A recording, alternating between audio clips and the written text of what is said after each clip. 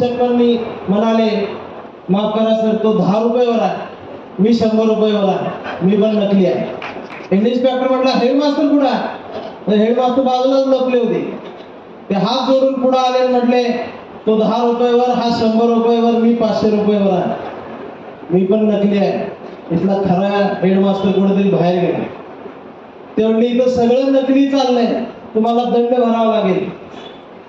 Headmaster म्हणले त्याची तयारी करून ठेवलेली आहे, किती द्यायचं बोला. तो म्हणाला 5 लाखाच्या वर गणित जाईल, पण 50,000 मी काम करतो, पावती मिळणार नाही, 50,000 द्या. हेडमास्टरांनी 50,000 रुपये त्याच्या हातात दिले. पैसे मोजत खिशात घालत इन्स्पेक्टर म्हटला बरं झालं मी होतो म्हणून 50,000 ऐकलं, खरोखरचा आला असता तर गणित 10 लाखाच्या वर गेला असता. मी पण नकली आहे म्हणला. हेडमास्टर हसले. इन्स्पेक्टर म्हटला का हसला? हेडमास्टर म्हटला या इकडे कानात एक गंमत सांगतो. ते म्हणले काय गंमत? त्यांनी कान पुढे केला आणि हेडमास्टर कानात म्हटले साहेब जिथं विद्यार्थी नकली, शिक्षक नकली, हेडमास्टर नकली, अखंड शाळाच नकली, तिथं त्या नोटा तरी कशा खऱ्या असतील? आपण नकली आहे. या सगळ्या नकली चाललेल्या वातावरणात असले आणि सत्य आणि खरं काय असेल तर त्या खऱ्याचं आणि सत्याचं एकच नाव आहे, ते म्हणजे या देशाचं संविधान आणि ते लिहिणारे डॉक्टर बाबासाहेब आंबेडकर. मित्रहो, मराठी साहित्य एकेकाळी लेले नेले कुलकर्णी देशपांड्यांच्याकडे होतं, परंतु त्यात नामदेव ढसाळानं झेप घेतली आणि साहित्य माणसापर्यंत केलं.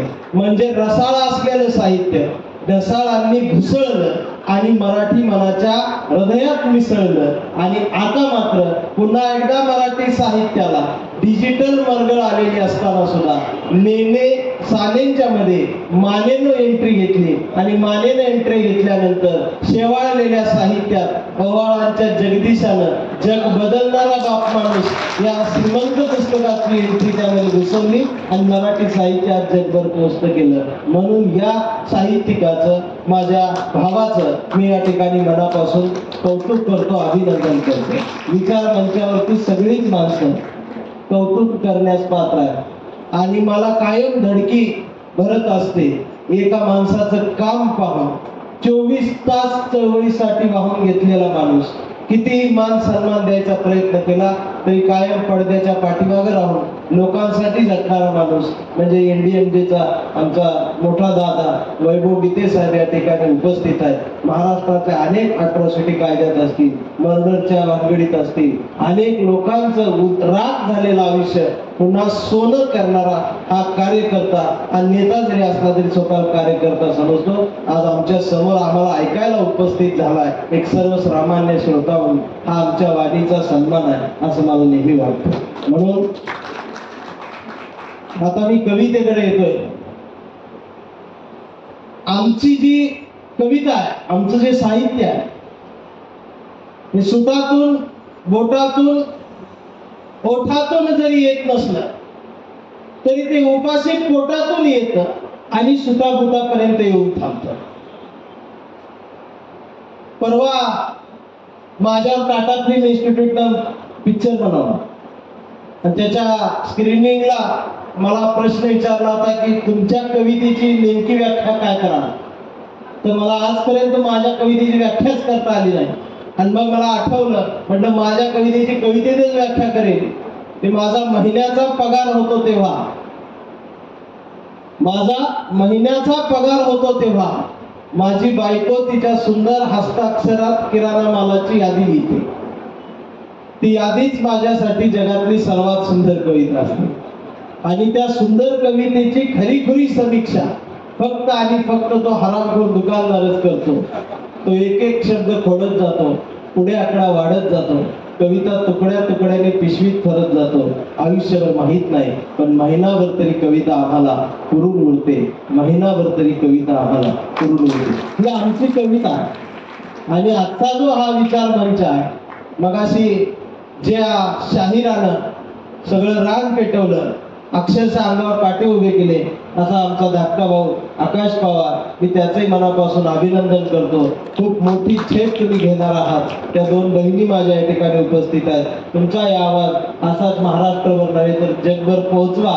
या समाजाला तुमच्या आवाजाची, तुमच्या डफाची गरज आहे. कारण तुमच्या डफाला एक वारसा आहे, तुमच्या आवाजाला एक वारसा आहे, तो चळवळीचा आहे. एक नाव मात्र आजची ही सगळी मराठी पिढी, चळवळीतली पिढी विसरून चालली की काय, ही भीती एप्रिल महिन्यापासून वाटायला लागली.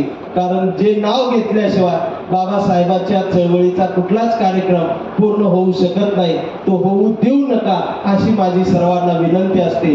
एक काळ होता बाबासाहेबांचं नाव कुणी टीव्हीवरती घेत नव्हतं, पेपरला देत नव्हतं, रेडिओवर बोलत नव्हतं. अशा काळात त्या महापुरुषाची चळवळ घराघरापर्यंत तर पोहोचवली, पण रक्ताच्या थेंबा थेंबामध्ये जो स्वाभिमान निर्माण केला, त्या शाहिरीला, त्या सूरपेटीला, ती सूरपेटी उन्हात वादळात वाऱ्यात कायम वाजत राहिली. त्या सूरपेटीवर ती बोट झिजत राहिली. त्या शाहिराचं नाव, त्या महाकवीचं नाव घेतल्याशिवाय हा विचार मंच पूर्ण होत नाही. त्या नावासाठी कदाचित तुमच्या टाळ्या आल्या तर बघा, शाहीर महाकवी, लोककवी वामनदादा कर्डकाचं नाव घेतल्याशिवाय पुढे जाता येत नाही. आणि मग माझ्या कवितेच्या ओळी येतात की पाखरांच्या चोचीमधला घास व्हावी कविता, पहिला आणि शेवटचा श्वास व्हावी कविता, कोसळावेत थेंब भुईत, मातीचा वास व्हावी कविता, उगवावा पिंपळ एक प्रवास व्हावी कविता, त्याच पिंपळाच्या सावलीला मानवतेचे गीत गाणारी बुद्ध व्हावी कविता, मी करावे पाखरांच्या हवाली तिला मग शुद्ध व्हावी कविता, हिंदूंच्या कंठामध्ये सलाम अलिकम सलाम व्हावी कविता, हिंदूंच्या कंठामध्ये सलाम अलिकम सलाम व्हावी कविता, मुस्लिमांच्या भाळावरचा नाम व्हावी कविता, मंदिर मस्जिद बांधणाऱ्यांच्या कपाळाचा घाम व्हावी कविता, इंद्रायणीत तरलेला तुकाराम व्हावी कविता, आणि या देशाच्या मातीत विज्ञान पेरणारी अब्दुल कलाम ही व्हावी कविता. अशी सर्वांना सामावून घेणारी आणि पुढे येणारी संस्थेची कविता ज्यावेळेला आम्ही लिहितो त्यावेळेला त्रास होतो. मी कवी आणि लेखक आणि वक्ता जो कुणी असल तो नंतर आहे, मी आधी कार्यकर्ता. म्हणजे लहानपणापासून माझ्यावर विश्वास ठेवा. मला बाहेर जरी किती लोक ओळखत असतील, मान सन्मान असते, तर माझ्या गावात मला कुत्रे विचारत नाही. कारण मी तिथं कार्यकर्ता आहे, तिथं मी कवी नाही. माझ्या लोकांच्या नजरेत मी कार्यकर्ता आहे. एखाद्यांच्या लग्नात गेलो तर मला कोणी म्हणत नाही किंवा एखाद्या गुलाबात फुलही देत नाही. मला पहिला आदेश असतो भात वाढायचा बघा, आणि मी ते काम करत असतो. त्यानंतर माझ्यात एक चांगला आणखीन गुण आहे. तो चांगला आहे का वाईट मला माहित नाही, पण आजही जुनी माणसं आमच्यातली म्हणतात की या पोराला जळण रचायला खूप छान जमतं. जळण म्हणजे स्मशानभूमीत बॉडी आली की रात्री कुणी जरी गेलं तर पहिला फोन हा मला असतो. त्याला नाही म्हणता येत नाही. कोरोनात तर मी लय जाळले, त्यावेळी लय डिमांड होतो मला. अशी खूप माणसं जाळली, मेलेली. असा मी कार्य करणार. आणि फुले शाहू आंबेडकर या विचारांचा असल्यामुळं खूप त्रास कायम सहन होत आलेला. मी आधी गौरवत होता, या समाजात करकून काळ जाती आणि धर्म इतके कट्टर झालेले. मला आठवत आहे 2-4 वर्षापूर्वी सोशल मीडियावर सुद्धा धर्म कट्टर झाला. महापुरुष जातीत वाटले होते इथपर्यंत ठीक होतं, पण या महापुरुषांच्या नावाला रंग लावून सकाळी यायला लागले. पहिल्याच वेळेला मी बघितलं व्हॉट्सअपच्या ग्रुपवर सकाळी सकाळी असा भगवा झेंडा आपटतो, हाड हाड हाड हाड, त्यात लिहिलेलं असतं शुभ शिव सकाळ. डोकं खाजत पडले, ही सकाळ कुठं? म्हणजे आता शिवाजी महाराज आहे ना, उठा माझी सकाळ झाली. आता सूर्य भगवा झाला का काय झाला बघा. तेवढ्यात दुसरा जागा झाला, तो म्हणला ह्यांची झाली आपली कर. ते म्हणला कर आपली. आणि मग निळा झेंडा शुभ भीम सकाळ 11 वाजता.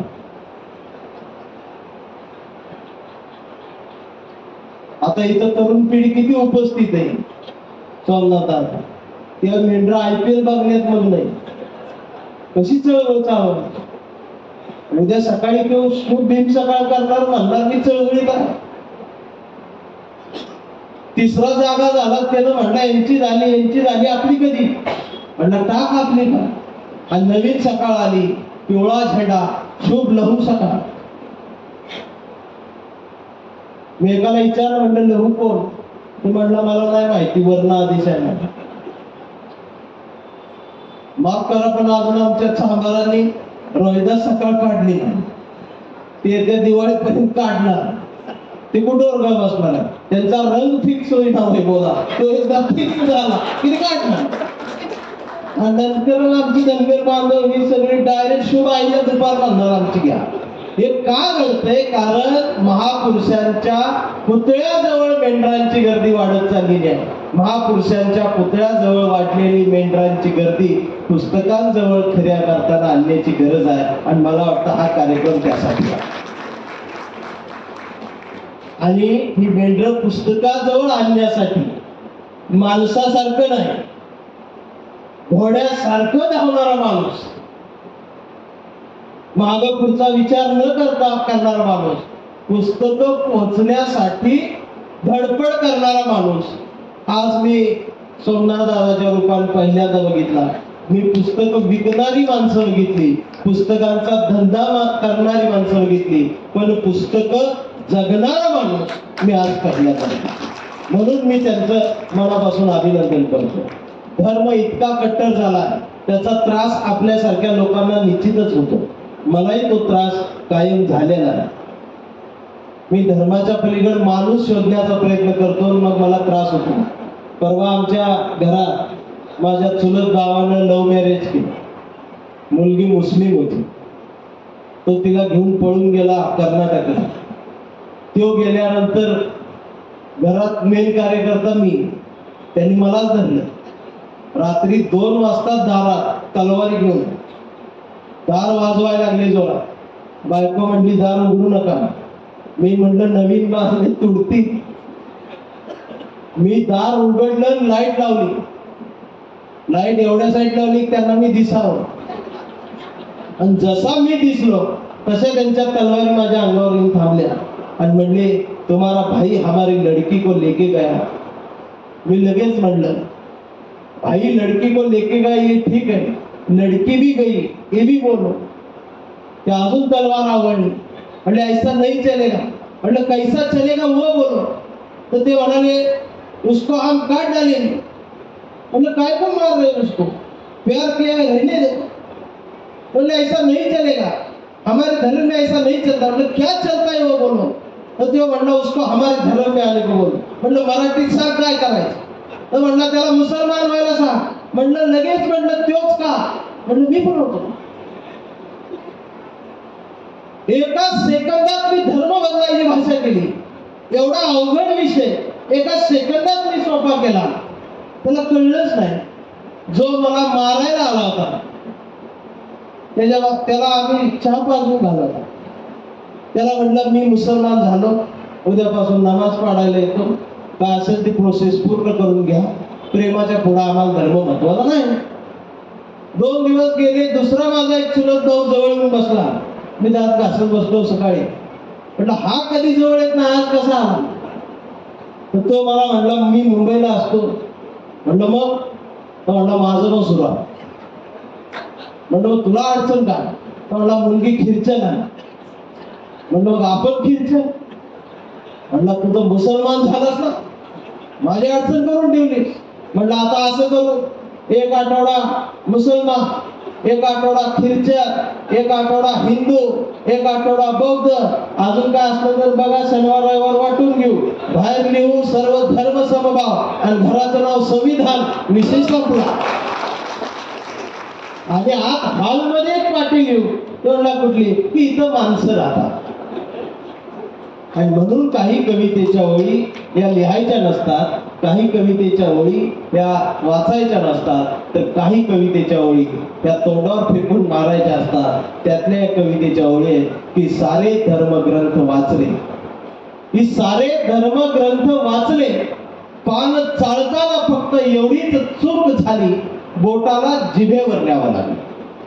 ही सारे धर्मग्रंथ वाचले, पान चाळताना फक्त एवढीच चूक झाली, बोटाला जिभेवर न्यावं लागलं.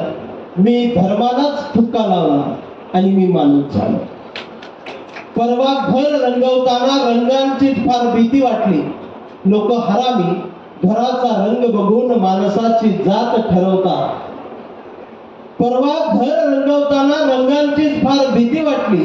लोक हरामी घराचा रंग बघून माणसाची जात ठरवतात. म्हणून घरच पांढरं शुभ्र केलं. मी जातीलाच चुना लावला आणि मी माणसात आलो. मी जातीलाच चुना लावला आणि मी माणसात आलो. की माणसात येणं गरजेचं आहे. माणसावर प्रेम करणं खऱ्या अर्थानं गरजेचं आहे. आम्हाला लहानपणापासून एक गोष्ट कानावर पडत राहिली की एका देवानं हाताच्या बोटावरती एक डोंगर उचलून धरला. नंतर त्या देवाचं नाव कळलं. त्या श्रीकृष्णानं हाताच्या करंगळीवरती एक गोवर्धन नावाचा पर्वत उचलून धरला. तो देव आम्हाला फार मोठा चमत्कारी वाटू लागला.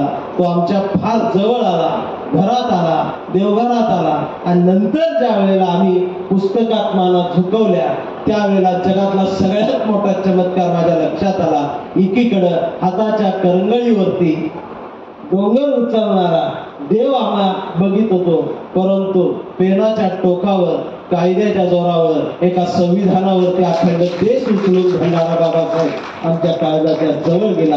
आणि माणसावर माणसासारखं कसं प्रेम करता येतं त्याची कविता आली माणूस नावाची. की अरे यावं त्या चार्ली चॅप्लिन माझ्याकडं, धरावा त्याच्या हसऱ्या दुःखाचा कागद माझ्या समोर आणि म्हणावं मला नितीन लिहिना माझ्या मुक्यात जगण्याची एखादी बोलकी कविता. तू माणसांवर प्रेम करणारा कवी आहेस. मी उचलावं पेन तेवढ्यात हिटलरने तिथे यावं आणि म्हणावं मला नितीन घे ना माझं रक्त, त्या रक्ताच्या शाईनं लिहिना कविता जर्मनीच्या साम्राज्यवादावर आणि मी कोंडून मारलेल्या श्वासांवर. तुझी माणसाची कविता वाचून कदाचित ते मला माफ करतील मित्रा, कारण तू माणसांवर प्रेम करणारा कवी आहेस. आणि मी लिहावी कविता या पृथ्वीचा कुणीतरी जवळ जाऊन तेवढ्यात समुद्रातून मीठ घेऊन लादेनं तिथे यावं आणि म्हणावं मला नितीन दे ना तुझा थोडासा तुकाराम, काश्मीरच्या बर्फात पेरावा म्हणतो, आणावी म्हणतो हिरवी वारी पंढरीला. मी द्यावा त्याचाच त्याला पैगंबर आणि सांगावं की लादेन इथं पैगंबर पेरला की तुकारामच उगवत असतो म्हणून. आणि लादेनने ते मान्य करावं, बराकने यावं, डोनाल्डने यावं, पुतीनने यावं. मी सांगावं त्यांना महायुद्ध इसरा. माझी कविता नेहमी आडवी येईल, कारण माझी कविता बुद्धाच्या गाभाऱ्यातून बाबासाहेबांच्या हृदयासारखी निरंतर वाहत असते, माणसासाठी पेटत असते. तुमची महायुद्ध इसरा. तुम्ही या सगळ्यांनी एकदा माझ्याकडे कवठे मंकाळला राहतो. तुमच्या मेंदूतला एकदाचा इतिहासच जाणून टाकावा म्हणतो आणि तुम्हाला दाखवावा म्हणतो हा सुंदर भूगोल जो तुम्हाला आणि आम्हाला येणाऱ्या पिढ्यांसाठी जपून ठेवायचा आहे. मला सांगा वातावरण बघून देश बदलणार, वातावरण बघून देश बदलणाऱ्या पाखरांनी सांगा कोणाची गाणी गावी.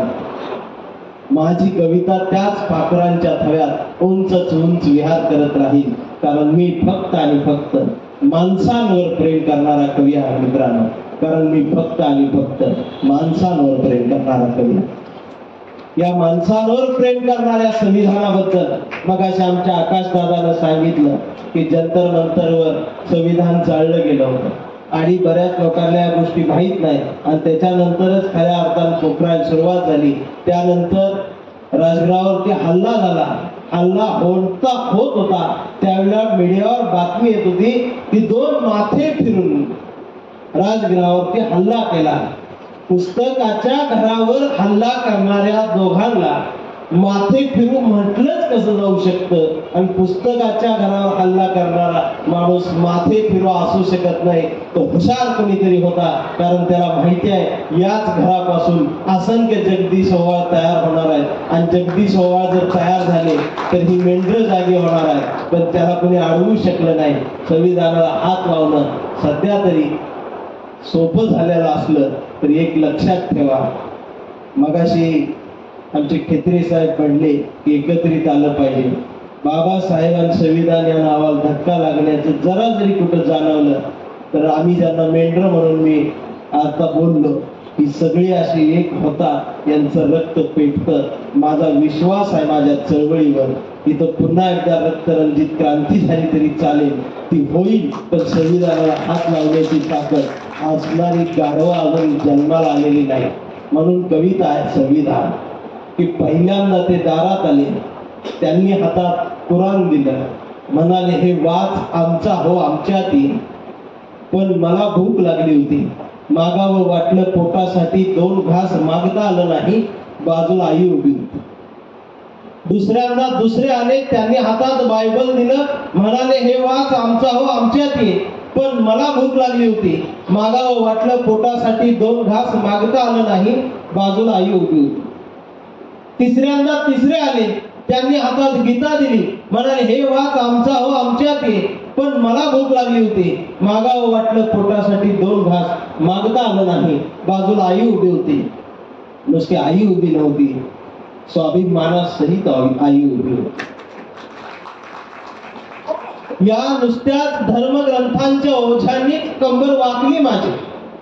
तेव्हा खोल भुकेनं आत गेलेल्या डोळ्यात आईनं बघितलं. तिनं आणलं 2 भाकरीचं पीठ शेजारणीकडून आणि चूल कशी पेटवायची हा प्रश्न तिला पडला. कारण या देशात भाकरीच्या पिठापेक्षा सरणाची लाकडं महाग झालेली आहे.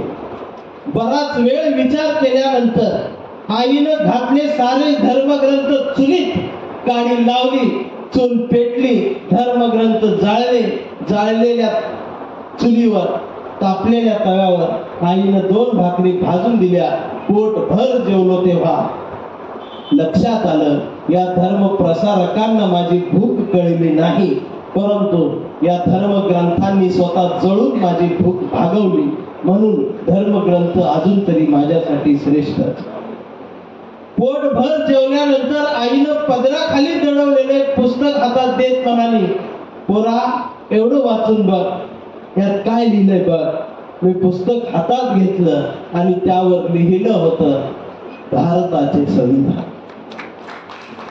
पण मला प्रश्न पडला, आई अडाणी, तिला लिहिता वाचताच येत नाही, तिने हेच पुस्तक कसं जपून ठेवलं, हे चुलीत का नाही घातलं. मी विचारलं आईला, म्हटलं आई तू अडाणी आहे, हे पुस्तक कसं जपलंस, चुलीत का नाही घातलं. त्यावर आई म्हणाली, काही नाही रे पोरा, काल हे बी मी चुलीत घालून बघितलं, पण पोरा याला आग लागलीच.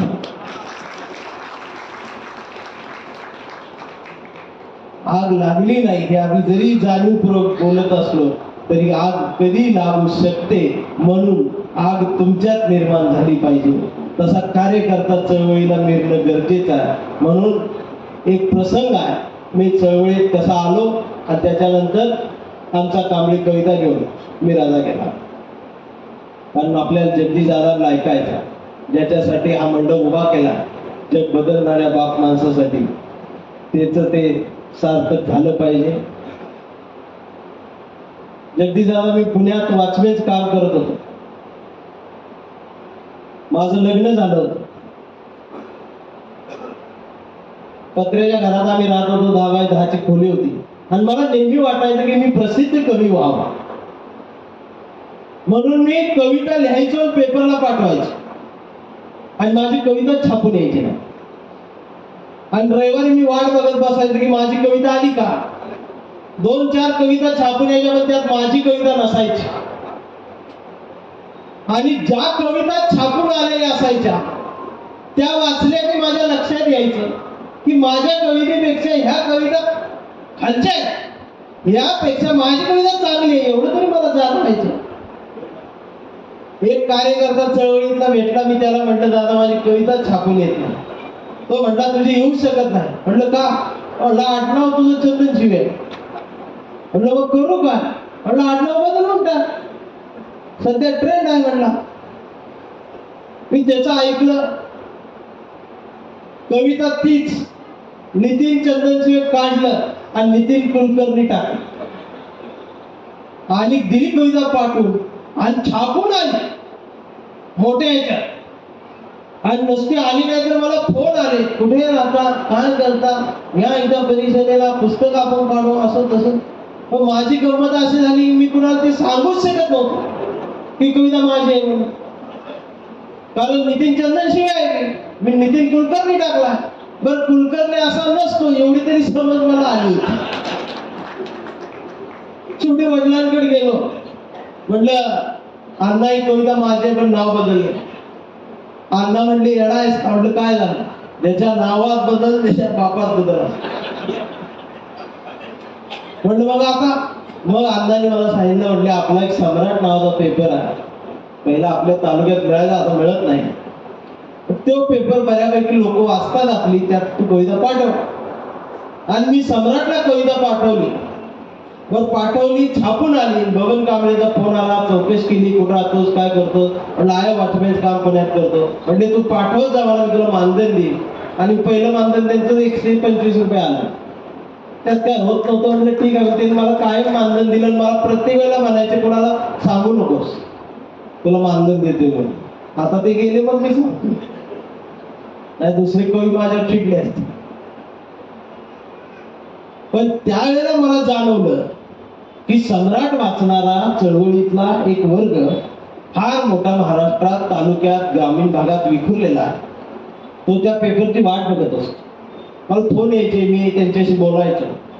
आणि माझं आयुष्य बदलणारा दिवस आला. 2 एप्रिलचा दिवस होता. आणि मला फोन आला, पलीकडून जय भीम असा आवाज आला. तसा जय भीम मला पुन्हा ऐकायलाच मिळाला. एवढा कडक आवाज. म्हणलं जय भीम. म्हणलं मी विलास वाघमारे बोलतोय. जयसिंगपूर तालुक्यात माझं दानोळी म्हणून गाव आहे कोल्हापूर जिल्ह्यातलं. तिथं मी बाबासाहेबांची जयंती साजरी करत असतो. त्या जयंतीला तुम्ही प्रमुख पाहुणे म्हणून याल. मला इतका आनंद झाला, इतका आनंद झाला, कारण मला आयुष्यात पहिल्यांदा कुणीतरी प्रमुख पाहुणा म्हणून बोलवतो. मी लगेच म्हणले येतो. आणि त्यानंतर त्याचा दुसरा प्रश्न होता, म्हणाला दादा एक विचारू का? म्हटलं विचारा. म्हटलं तुमचं मानधन किती? मला प्रमुख पाहुण्याला मानधन असतं हे पहिल्यांदाच कळलं. आणि मी मनात विचार केला, म्हटलं जायचा 80 रुपये, यायचा 80 रुपये, रेल्वेचा जनरल डबा. आपल्या डोक्यात तीच. आम्हाला आता कळलं मधल्या डब्यात माणसं असतात. पुढचे 2 डबे, मागचे 2 डबे आमचे, एवढंच आम्हाला माहिती. स्टेशनला गेले जनरल डबा कुठं लागतो एवढी विचारायचं कोणाला, ते दाखवायची जागा, मग ते आपण तिथं. मग त्या गर्दीत आम्हाला त्याशिवाय रेल्वे जमलीच. 80 रुपये जायचे, 80 रुपये यायचे, एक दिवसा हजरी.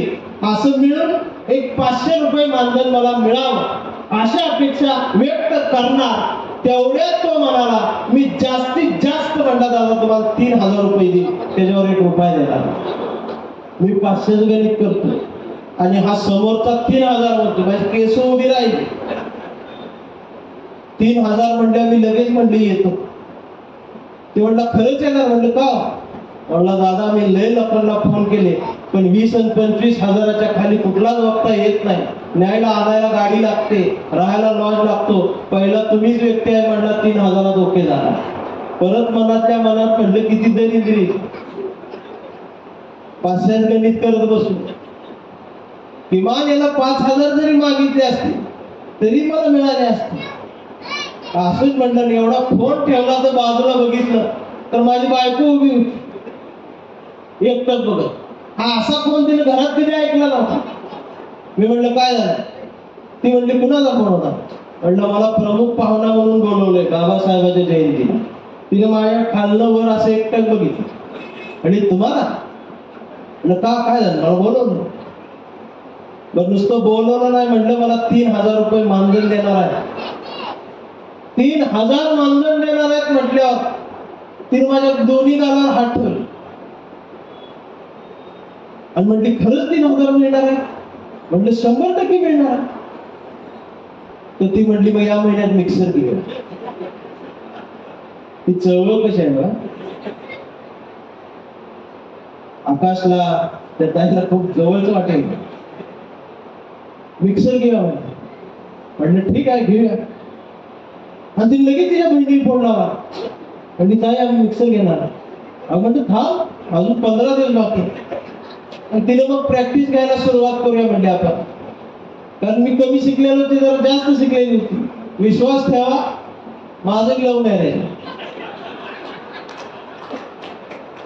ती मिस देशपांडे होती. मी बाबासाहेबांवर कविता लिहिली, ती कवितेच्या प्रेमात पडली. मिस देशपांडेची मिसेस चंदनशिवे झाली. ही कवी बाबासाहेबांना कवितेत टाकत. तिला ती प्रॅक्टिस वगैरे माहीत होतं, तिला त्यातलं सगळं कळत होतं. ती मला म्हटली, चंदनशिवे एक काम करा, भाषण पाठ असलं पाहिजे, हातात कागद नसला पाहिजे आणि तिथं श्रोत्यांपर्यंत पोहोचलं पाहिजे. श्रोता हा शब्द तिच्या तोंडातलं कळला, नाहीतर आम्ही पुढचं जमलेल्या आमच्या निळ्या बांधवांना भगिनी माहिती. ती म्हणते प्रॅक्टिस करा, आणि मी प्रॅक्टिस सुरू केली. रात्रभर मी ती भाषण करायचो, ते माझ्याकडनं पाठ करून घ्यायचे. शेजारी येऊन बघायचे काय चाललंय, आणि मला स्वप्न पडायला लागलं बाबासाहेबाची जयंती आहे, असे कार्यकर्ते आलेले असतील, हार घेऊन थांबलेले असतील, हलगी वाजत असेल, फटाकड्या उडत असतील, मी गर्दीतनं वाट काढत स्टेजवर चाललोय, असा हात करत सगळीकडे फिरतोय, कारण मी कवी आहे. चळवळीत कवीला लय महत्व असेल असं वाटलं, आणि मी झोपेत असंच करायचं. गोधडीतनं हात बाहेर काढून बायको म्हणायची, झोपा, घरात आहे, दिवस आहे. आणि रोज संध्याकाळी त्याचा फोन, विलास वाघ मारायचा, तुम्ही खरंच येणार आहे? आणि मी म्हणायचं खरंच येणार. त्याला विश्वास बसला कमी येणार, मला विश्वास बसला, मला कुणीतरी बोलवलं. आणि 14 एप्रिलचा दिवस उगवला, बायको रोज पाहुण्यांना फोन, आम्ही मिक्सर घेणार आहे, आम्ही मिक्सर आहे. आणि मी उगाच एक बाबासाहेब फोटोकडे बघत बसायचो, आज काय माणूस आहे, आपल्यासाठी काय काय केले, आज आयुष्य आमचं बदलायला लागले असं वाटायचं.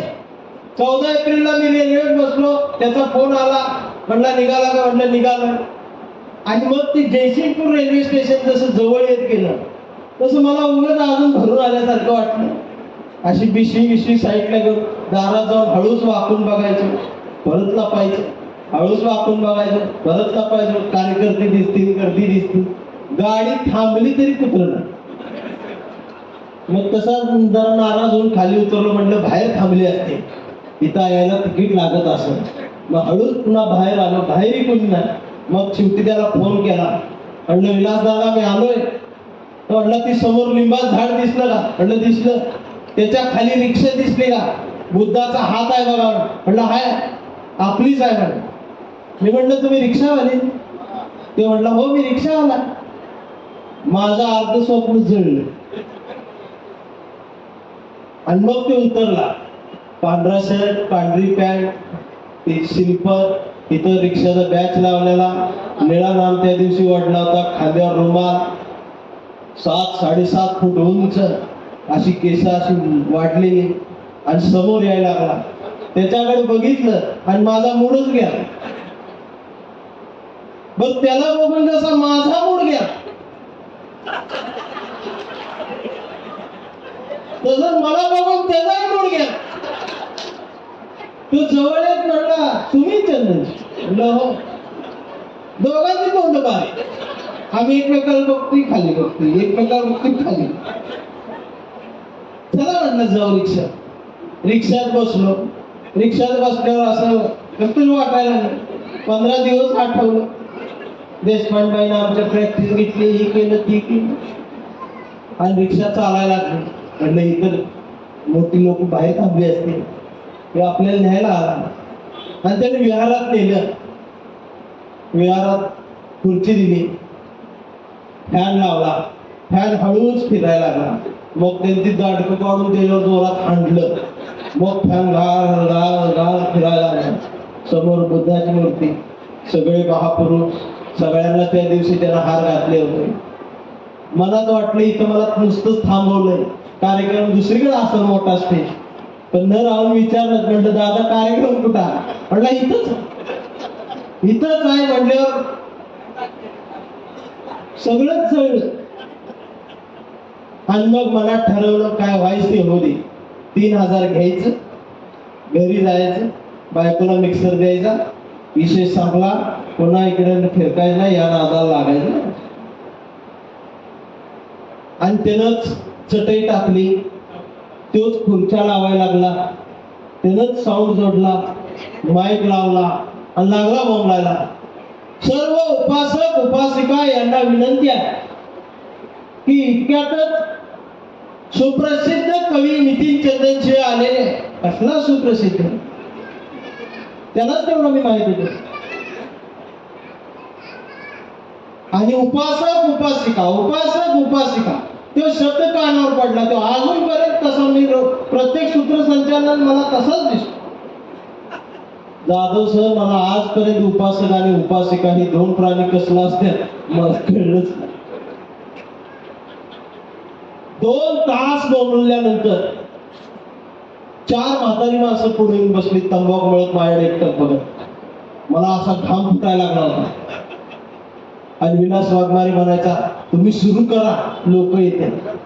आजपर्यंत प्रत्येक कार्यक्रमात हीच वाक्य, तुम्ही करा सुरू, लोक येते. बरोबर का? आणि आपलं अजून येऊ देत, अजून येऊ नाही, तुम्ही करा, खुर्च्या रिकाम्यात नाही तेवढे तयार होत कलाकार. 10 वाजले, माणसं येईना. आणि तेवढ्यात विलास वाघमारे माझ्या अडचण लक्षात घेतली. मला म्हणला, मी जाऊन माणसं गोळा करून आणतो. आणि तो जायला निघाला. मी पटकन त्याचा हात धरला, म्हटलं मला कोणाच्या जीवावर टाकून मी पण येतो म्हणलं, आज समाज बघतो. आणि आम्ही गल्लीत घुसलो. मग कोण लुंगी लावून, कोण डाडवा पडला, कोण बायका भाकरी थापत्या, कोण टीव्हीवर एपिसोड आहे. आम्ही म्हणायचो चला, तर ते म्हणायचे काय डीजे आहे का, वा नाचायच काय, काय म्हणायचं नाही, प्रबोधन आहे, चल म्हणायचे. तरुण पोरला एक तर बाई म्हटली 2च एपिसोड राहिल्यात, म्हणजे आलीच. असं करून 11 वाजता 70 ते 80 माणसं आम्ही गोळा केली. माणसं बसली, विलास वाघमारे तिकडे जाऊन दार लावलं आणि मला डोळा मारत बसला सूट. तोपर्यंत मला सगळा जीव निघून गेलता. सकाळी 1.5 चपातींच्या खाऊन मी आलेलो, भूक लागलेली, पाणी 2-3 तांब्यात पिलं. जे भाषण पाठ केलं होतं ते नुसतंच बडबडलं. संपलं, लोक गेली. आणि विलास वाघमारे परत स्टेजवर आला, म्हटला मी आभार मानतो. अहो म्हटलं सगळी गेली, कशाला आभार? तर म्हटला नाही, त्यांना ऐकू जात, नावं नाही घेतली तर ते रागाला येतात, नावं घेतली पाहिजे. मग कळालं इथं नावासाठी पण लय जण आहे. त्यानं सगळ्यांची नावं घेतली. त्यात अर्धा तास गेला, 11:15 झाले. भूक लागलेली, पण डोक्यात एकच मानदंडी, जाऊ दे मिक्सर द्यायचा आहे बायकोला. आणि हे परत मग आला, आवरायला सुरुवात केली, चटई काढायला लागला. मग लक्षात आलं, ह्यो जर एकटा आवरत बसला तर 2 तास जाते. मी प्रमुख पाहुण्याच कातडं काढलं आणि खाली उतरलो आणि मी ती चटई धरून घडी घालायला लागलो. तेवढ्यात विलास वाघमारे म्हटला, मला असं एखादं म्हणतो ना, तुम्ही प्रमुख पाहुणा आहे, कशाला धरता, बसा. ते तसं काय म्हटलं, तो डायरेक्ट म्हणला, मी इकडनं असं घडी घाला, ती तिकडनं ओढत आला. आणि मी त्याचा कार्यकर्ता कधी झालो मलाच कळलं. आणि ते आवरलं, सगळं खुर्च्या ठेवल्या. विलास वाघमारे जवळच म्हणला, काय खाल्लंय? अहो म्हटलं 6 वाजता तुम्हीच घेतली मला, काहीच खाल्लं नाही म्हणलं. आणि मग म्हणला, सगळी हॉटेल बंद झाली दादा. हॉटेल बंद झाली म्हटल्यावर आतडी अशी गार गार आत फिरायला म्हणून उपाशी गेलो. मग म्हणलं आपण घरी जाऊ, जेवण करू, सकाळच्या पहिल्या गाडीत तुम्हाला पाठवतो. मग जीवात जीव आला. आणि मग हळूच म्हटलं, तुम्ही एकच बॅग आणल्या? म्हणलं हो. का? तर म्हणलं ते 2 साऊंड मी भाड्यानं आणल्या, तिथं ठेवले तर पोरं वाट लावतील, मांडीवर घेऊन बसता. साऊंड बघितलं, 20-20 किलोचा साऊंड. जीव रडकुंडीला आल्या. 3000च पाकिट घ्यायचं होतं, त्यामुळे मी सगळं सहन करणं गरजेचं होतं. म्हटलं द्या. आणि मांडीवर घेऊन मी बसलो. ती रिक्षा त्याच्या दारात आली. दार निळं, पत्रा निळा, वरचा पत्रा निळा, दाराची कडी निळी, दारात बारड्या होत्या त्या निळ्या, सिमेंटचा हाऊस आणला होता तो रंगवून पण निळा केला होता, ते दिसायला लागलं बाहेर बारका बल्ब लावला होता. आणि जसा विलास वाघमारे दाराजवळ आला 7 फूट उंच पैलवान तसा माणूस दाखवायला इथे दिसला. आणि जो 7 वाजल्यापासून असा वाघासारखा चाल करणारा विलास वाघमारे दाराजवळ आला आणि एकदम वाकला. आणि म्हटलं हे काय झालं. आणि त्याचा जो आवाज मी ऐकत होतो डरकाळी फोडणारा आवाज, एकदम दाराजवळ आला, दारावर हात थापत म्हणला उज्ज्वला. म्हणलं हे काय झाले. मी विचार केल्यावर लक्षात आलं आतली उज्ज्वला साधी सुधी नाही. आणि मी त्याच्या पाठीमागे होतो आणि खाडकन दार उघडलं, असा पदर खोचलेला, केस विस्कटलेले, आजले बांधलेले, हातात एक बांगडी हातात एक बांगडी, त्याच्या लिंबाची काडी, नाकात लिंबाची काडी, इथं काहीतरी तिनं असं फुल बसलं होतं. मी वाकून ती उज्ज्वला बघून घेतली आणि मी वाकून बघताना तिला मी अंधारात दिसलो. जसा मी दिसलो तशी ती किंचाळी म्हणली हे कोण आहे. विलास वाघमारे म्हटलं आजचे प्रमुख पाहुणे. एकदम विलास वाघमारे चेंज. जो वाघ होता आजचे प्रमुख पाहुणे.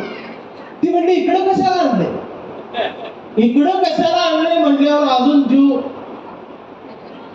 येडा बेजा झाला. पाठीमागं बघितलं सगळा अंधार. म्हटलं आता रात्रीच कुठे जाऊ. हळूच त्याचा शर्ट मागणं धरला. म्हटलं काय आत घे. त्यांना अडचण लक्षात घेतली. म्हणले सकाळी जातील, सगळ्या गाड्या गेल्या, उज्ज्वला भूक लागली आम्हाला, आत येतो. आम्ही आत आलो. आत बघितलं, आतला पत्रा निळा, अँगल निळे, खाटवर 2 खाटावर पोरं झोपली होती. खाट बी निळाच. पोरं रंगवता येत नव्हती म्हणून माहिती केली. भिंतीवर बाबासाहेब आणि रमाईचा फोटो, ट्यूबलाईट जळत होती. आमच्या बायकांनी शोध लावल्यात ती पाखरं चिलट किडे अंगावर पडू नये म्हणून तेलात कागद भिजवून तिथं तो बांधला होता. त्याच्याकडे एकटक बघायला लागलो. पलीकडे 2-4 पाली बसलेल्या होत्या. ते एक किडा असा बाजूला आला की पाल त्याला उचलत होती. मी एकटक ती जरा आवडीन बघायला लागलो. मग लक्षात यायला लागलं अरे ही चळवळ म्हणजे अशीच आहे. तर तेलात भिजलेला कागद म्हणजे बाबासाहेब आहे. ही सगळी पाखरं चिलट म्हणजे ही कार्य करते. हे असं बाजूला जाते, ते पाल उचलत्या, त्या पाली मला राजकीय पुढारी वाटायला लागले. असाच कार्य करता गेला विचार आहे सगळं. आणि तेवढ्यात विलास वाघमारे म्हणला दादा बसा. मी खाटावर बसायचं काय धाडस केलं नाही, खालीच बसलो. आणि तो म्हणला उज्ज्वला आज जयंती आहे काय गोडधोड. ती म्हटली सकाळी शिरा केला होता पोरांनी खाल्ला, दुपारच्या 3च भाकरी आहेत आणि कालवण आणलं. तिनं 3 या शब्दावर जोर दिला. का तर तिला 4थी बनवायची नव्हती. 3च भाकरी. 3 भाकरी म्हणल्यावर मी याच्यावर बघितलं तर हात 4 भाकरी दगडी, मलाच 4 लागला. त्याचंही तोंड बारीक झालं. त्याचं पण त्याचं धाडस होईना 4 भाकरी कर म्हणायचं. मी म्हणलं मला चालतं. मनात म्हणलं भात असेल. आणि तिनं आणून जेवण ठेवायला ठेवत नव्हते, आदळत होती. आम्ही खाली मान घालून गप. जशी ती बुट्टी आली तशा मी 2 भाकरी हळूच काढून ताटात घेतल्या. म्हणलं दीड केली ते काय करायचं. आणि भाकरी कुस्करल्या आणि ती भाजी ओतून घेतली. कुस्करून पहिला घास उचलायला तोंडात टाकणार, पुढं बघितलं तर मांडी खालून ते आमच्या रागात बघत होती. ती त्याच्याकडे रागान बघायची, माझ्याकडे रागान बघायची. आणि विलास वाघमारे मला म्हणायचा छान झाला कार्यक्रम. लोक ऐकत नाही, येतात हळूहळू सुरू आहे बाबासाहेबांनी विचार करायचं. माझं काम सुरू आहे ना, चालू आहे. माझी बायको खूप मला मदत करते. आजची रागान बघायची आणि हसायला. आणि माझ्या लक्षात यायचं याला काय नाही इथं लोक मांजर आहे. मी शेवटचे 2 घास हळूहळू खायला लागलो तिच्याकडे बघत. का तर ती भात वगैरे विचारलं. तिनं काही नाव काढलंच नाही. शेवटी पुसलं खाल्लं. आणि मग पुन्हा आठवायला लागलं 3000. बायको मिक्सर काय करायचं. मग ते त्याच्याकडे एकटक असं बघायचं. परत मान खाली आलं. मग तोच म्हणला दादा तुमचं मानधन. म्हणते द्या ना द्या. म्हणलं उभा राहा. मी उभारलो. म्हणलं उज्ज्वला ताट आण. आणि ती ताट घेऊन आली. ताटात नारळ, शाल आणि ते पांढरं पाकिट दिसायला लागलं. पांढरं पाकिट बघून असा आनंद झाला. त्या जुन्या 100च्या नोटा त्यावेळेला फुगलेलं होतं. म्हणलं आलं ग आलं. कधी एकदा येते हातात. पहिलंच मानतं नाही ना. त्यानं माझ्या हातात ते पाकिट दिलं आणि एकदम लक्ष उज्ज्वलाच्या चेहऱ्यावर गेलं. तिचं दोन्ही डोळं पाकिटाकडे बघत भरलेलं होतं. हुंदका येत होता तिला. तिला कुदरान पुसलं तो. आणि मी न राहून विचारलं, म्हटलं वहिनी काय झालं. त्यावर ती म्हणली अशी मान हलवली. विलास वाघमारे म्हणला ए जा आतमध्ये भांडी घासायच बघ. तेवढ्यात मी त्याला म्हणलं थांबा. म्हणलं वहिनी काय झालं. तर ती म्हटली काय सांगू भाऊ. म्हटलं काय तरी सांगा का रडता. तर ती म्हटली 2 रिक्षा होत्या आमच्या. मागच्या वर्षी एक रिक्षा विकून यानं जयंती केली. या वर्षी ही रिक्षा विकायला चालला होता. मग नाकातलं कानातलं काढून दिलं, घातलं याच्या मड्यावर. तेव्हा यानं जयंती केली. समाज काही देत नाही. याला डीजे आवडत नाही. समाजाला डीजे लागतो. समाजाला हा डीजे होऊ देत नाही. लोक याला मारतात. हा करू देत नाही. मग स्वतःच घालून जयंती पण मला असं गलबलून आलं. आणि ती म्हणली दरवर्षी एक वक्ता येतो, असंच पाकिट घेऊन जातो. खरं तरी माझ्या महिन्याचं राशन असतं. मन असं विरघळून आलं. म्हणजे कसं काय आपण पाकिट घ्यायचं. पण नंतर मनात विचार माझी पण बायको वाट बघते. ती पण मिक्सरचं स्वप्न बघायला लागल्या 15 दिवसापासून. मनात म्हटलं तुझी रिक्षा गेली मी काय करू. तुझ्या कानातलं गेलं मी काय करू. मर म्हणलं असं. मी पाकिट खिशात घातलं आणि म्हटलं झोपूया. तिने आडवी साडी टाकली. ती पलीड झोपली. आम्ही इकडे चटई टाकून झोपलो. 3 ते 4 सेकंदात विलास वाघमारे भरायला लागला. झोप लागली. मी एकटा आश्चर्याने बघितलं. एवढ्या लवकर काही झोप लागली. त्याच्या चेहऱ्यावरती मला दिसलं की रिक्षा गेली, बायकोच्या कानातलं गेलं, घराची राख झाली, तरी मी बाबासाहेबांची जयंती प्रबोधनानंच साजरी केली. या स्वाभिमानात विलास वाघमारे शांत मनाने झोपायला लागले. मी एकटंच त्याच्यावर बघायला लागलो. रडू यायला लागलं. समोर बाबासाहेब दिसले, रमाई दिसली. आणि म्हणलं कोण आहेत बाबासाहेब. कोण आहे ही रमाई. हा कोण आहे विलास वाघमारे. मी कोण आहे. मी 15 दिवस भाषण पाठ करून आलेला एक वक्ता आहे. मी पोपट आहे. मी 3000च्या मानधनासाठी बाबासाहेबाचा कोट बघून इथं आलोय. आणि खरा आंबेडकर मी लिहित नाही. खरा आंबेडकर मी पेरत नाही. आंबेडकर जगतोय विलास वाघमारे. आंबेडकर पेरतोय विलास वाघमारे. हा असा कार्यकर्ता आहे. म्हणून ही चळवळ आहे. त्याच्या घराची राख होते आणि या राखेतून आपण कसं काय त्याच्या बायकोच्या गळ्यातलं मोडून तुमच्या आमच्या राशींची सोय करायची. वाईट वाटलं म्हणजे या पैशावर आमचा हक्क असू शकत नाही. पण जाण्या येण्यापुरते 300 रुपये काढून घेतले. त्याला उठवून ती पाकिट परत द्यायचं वाटत होतं. पण तेवढ्यात मला कळालं होतं हा चळवळीतला कार्यकर्ता आहे. हा किडा असलेला कार्यकर्ता आहे. किती झालं घर जळलं तरी दिलेला पैसा परत घेणार नाही एवढी जाणीव झाली. आणि मग लक्षात आलं की पाकिट आता इथंच ठेवायचं. 2700 रुपयाचं 300 रुपये घेऊन जायचं. उशीखाली पाकिट ठेवलं. सकाळ झाली की गडबड करायची, निघून जायचं. सकाळ झाली मी गडबड केली. म्हटलं मला निघू द्या, मला थांबायचं नाही. मला रात्रपाळीला जायचं. विलासदादा सोडायलाच तयार नव्हता. पाय धरायची अवस्था केली. त्यावेळेला म्हणाला ठीक आहे निघूया. मी पिशवी उचलली. तेवढ्यात आतून आवाज आला. म्हटलं भाऊ थांबा. उज्ज्वला होती. लगबगीनं पुन्हा बाहेर आली. हातात फडकं होतं. फडक्यात तिनं भाकरी बांधलेल्या होत्या. हातावर भाकरी देत गरम स्पर्श हाताला झाला. तुम्ही हात दाबून धरलं. म्हणली भाऊ रात्री तुमचं पोट भरलं नाही. माझ्या घरात उपाशी गेल्यानं मला कधीच आजपर्यंत जमलं नाही. रात्री पीठ नव्हतं. सकाळी शेजारणीकडून आणून भाकरी केल्या. मटकीची उसळ आहे. रस्त्यात खा. माझ्या जीवाला लागत. मला सख्या 4 बहिणी होत्या. परंतु सख्या 4 बहिणींपेक्षा काळजाच्या फार जवळ जाणारी ही पहिली बहीण चळवळीत. मनातल्या मनात म्हटलं तुझी ओवळणी उशीखाली आहे. त्या उशीकडे बघितलं आणि मी निघालो. त्यानं मला स्टँडला आणून सोडलं. गाडी पुढे निघाली, तासाभरानं त्याचा फोन यायला लागला. मग लक्षात आलं हा घरी गेला असेल, त्याला पाकिट सापडला असेल आणि हा पाकिट द्यायला पुन्हा माझ्याकडे येईल. एवढा स्वाभिमान मी त्याच्यात बघितलेला होता. पण तेवढ्या रात्रीत त्या विलास वाघमारेच्या आतला चळवळीचा किडा माझ्यात घुसलेला होता. मी मोबाईल स्विच ऑफ केला. मोबाईल स्विच ऑफ करताना मी आयुष्यात पहिल्यांदा स्वतःच्या काळजाला जो जयभीम केला तसा जयभीम पुन्हा कधी करावासा वाटला नाही. पुण्यात आलो, माझं घर जसं जवळ यायला लागलं तसे माझे गुडघे वाकले, खांदे वाकले. दाराजवळ आलो, दारावर हळूच थाप मारली आणि म्हटलं दीपाली. तिनं दार उघडलं. एवढा बारीक आवाज माझा तिनंही ऐकला नव्हता. तिनं तांब्यात पाणी दिलं. मनातल्या मनात म्हणलं ही शेवटचं पाणी. तिनं चहा दिला. मनातल्या मनात म्हणलं हा शेवटचा चहा. शेवटचा चहाचा घोट घेतला आणि आमची बायको म्हटली फक्त 2200 रुपयाला आहे. म्हटलं काय? म्हटलं मिक्सर.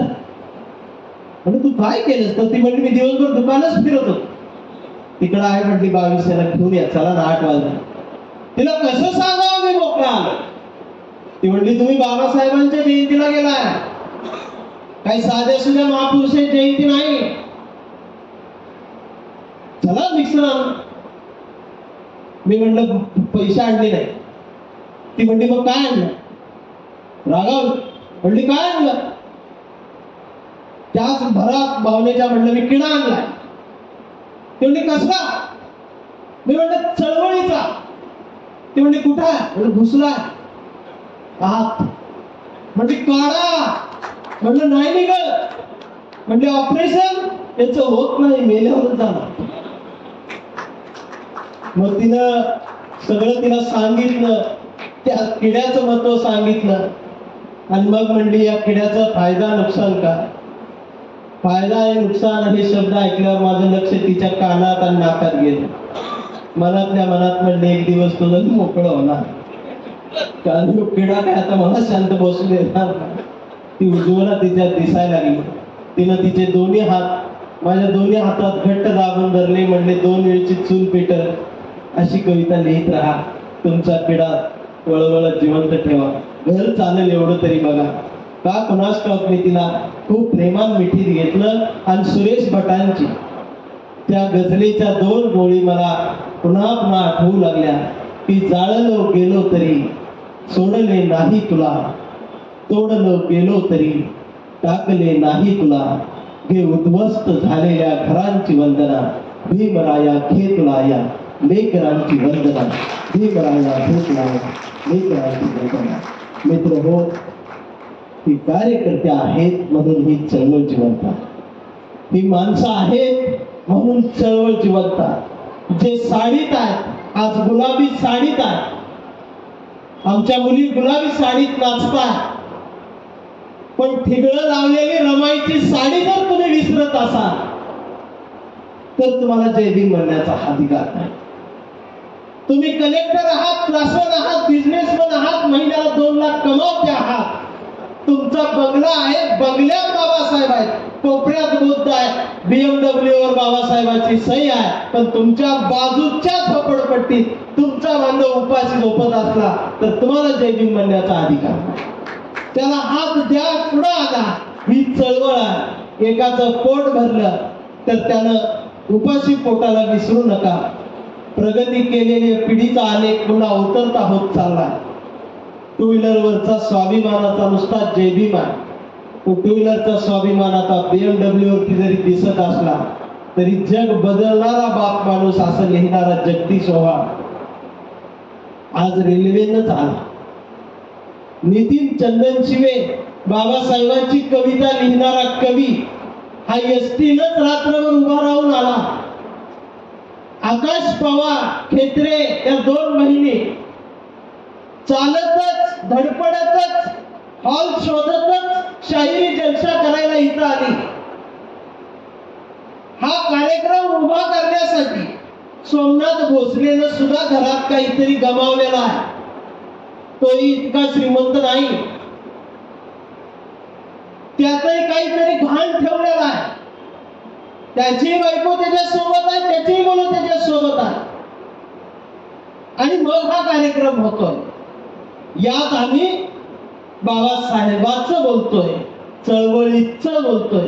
पण लक्षात ठेवा, जगातली सर्वात श्रीमंत चळवळ, दरिद्री लोकांनी चालवलेली चळवळ आणि खरी आणि समतेची चळवळ जर कुठली असेल तर ती हीच आंबेडकरी चळवळ आहे. ती दुसरी या जगात कुठली असूच शकत नाही.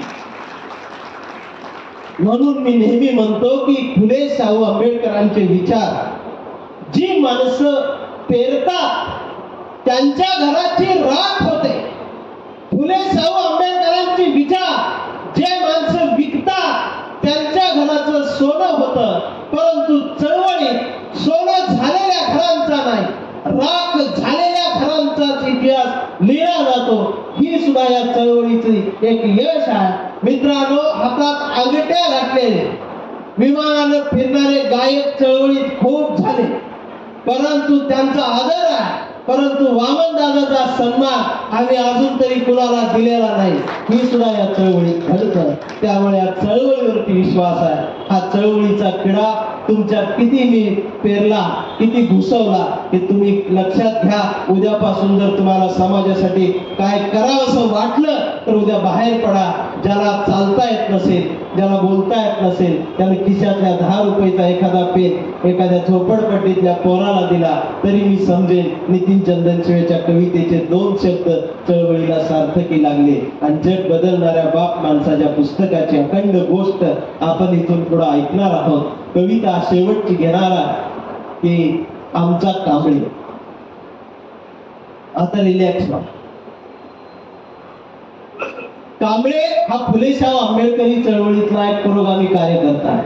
याला खोटं पटत नाही, थोतांड जमत नाही, कर्मकांड चालत नाही.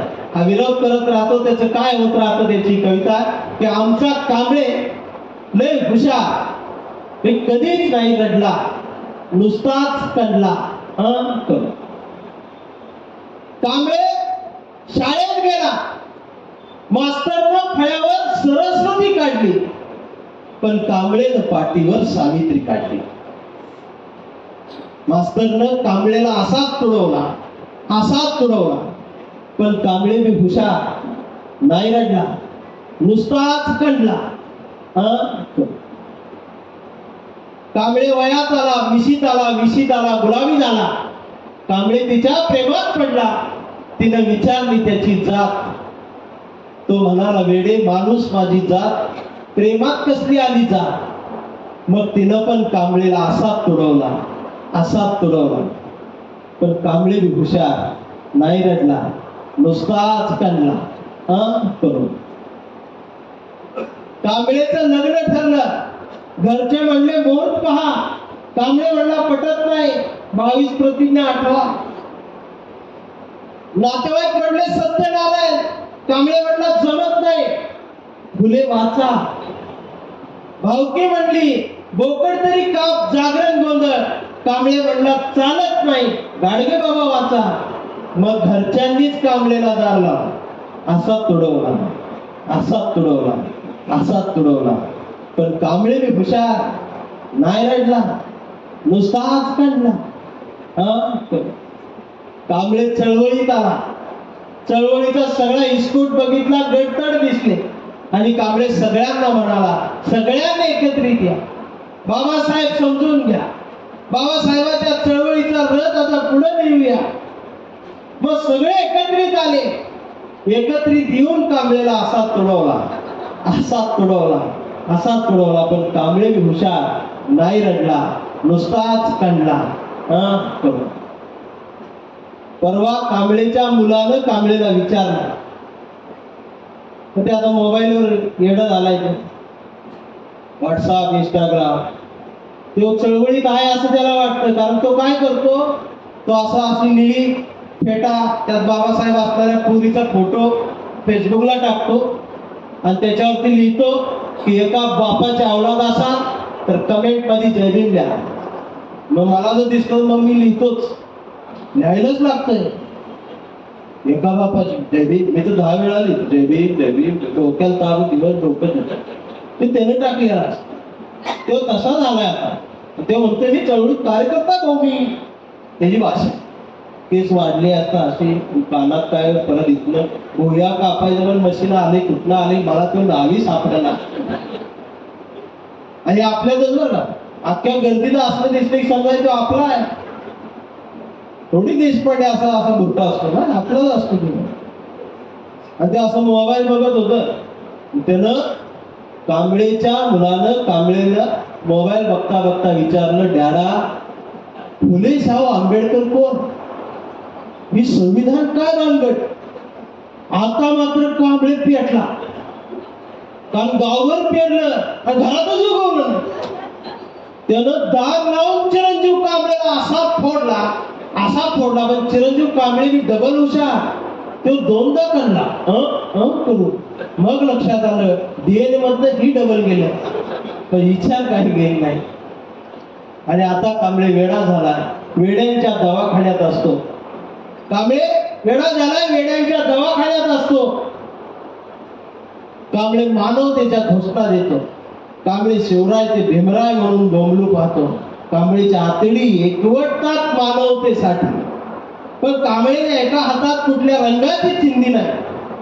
त्याच्या हातात देशाला तिरंगा आणि मांडीवर फक्त संविधान आहे. त्यानं छातीला थट्ट आवळून धरले आणि डॉक्टर जातीचा धर्माचा त्याला शॉक देत आहे. पण कांबळे नाही रडत, तो नुसताच कळतो. कसा करून मित्रांनो हा कांबळे जोपर्यंत जिवंत आहे तोपर्यंत आंबेडकर जिवंत आहे. हा कांबळे जोपर्यंत जिवंत आहे तोपर्यंत हा देश जिवंत राहणार आहे. यावरती विश्वास ठेवा. बराच वेळ झाला. माझी बायको मला नेहमी म्हणत असते की चंदन शिवे आता इतकं मोठं बाहेर चालला, बाहेरच्या देशात जात आहे, माझ्यावर आता एक प्रेम कविता लिहावं. तर मी तिला नेहमी म्हणत असतो की मेंढर खूप वाढलेली आहेत, माणसं घडवायच्या ड्युटीवर कविता आहे. माणसं घडली की तुझ्यासाठी प्रेम कविता लिहीन. अगं तुझ्या सोबत सुद्धा पावसात पतंग उडवायचा आहे मला. त्यावेळेला तिला खूप आनंद होतो. ती उगाच वर बघते. पावसात पतंग उडवायचा आहे म्हटल्यावर तिला खूप खूप बरं वाटतं आणि ती आकाशात बघत असते. पण मला माहित असतं पावसात पतंग उडत नसतो, फाटतच असतो. पण पावसात पतंग उडवायचा असा कवी बोलल्यावर बरं वाटतं, पण पावसात पतंग फाटत असतो. आणि मग मी तिला म्हणत असतो की माणसं घडली की मग कविता लिहितो. आज तिला बऱ्याच दिवसानंतर मी सांगणार आहे. ती मला रात्री विचारेल चंदन शिवे आज समोरच्या गर्दीत मेंढर होती की माणसं होती? तर मी तिला सांगणार आहे आज पुस्तकं वाचणारी, पुस्तकं जगवणारी माणसं आज कल्याणला भेटली. मित्र हो, आभार काय मानणार नाही, पण आभारांचे भार कशाला, सत्कारांचे हार कशाला.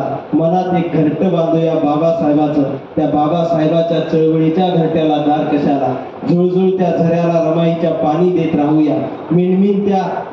मिनमिनत्या दिव्याला रमाईचा सावित्रीचा उजेड जात राहूया. आणि जोपर्यंत सोमनाथ भोसलेंसारखा पुस्तक जगणारा माणूस पुस्तकांसाठी साथ घालत राहील, त्याच्या पुस्तकाला प्रतिसाद देत राहूया.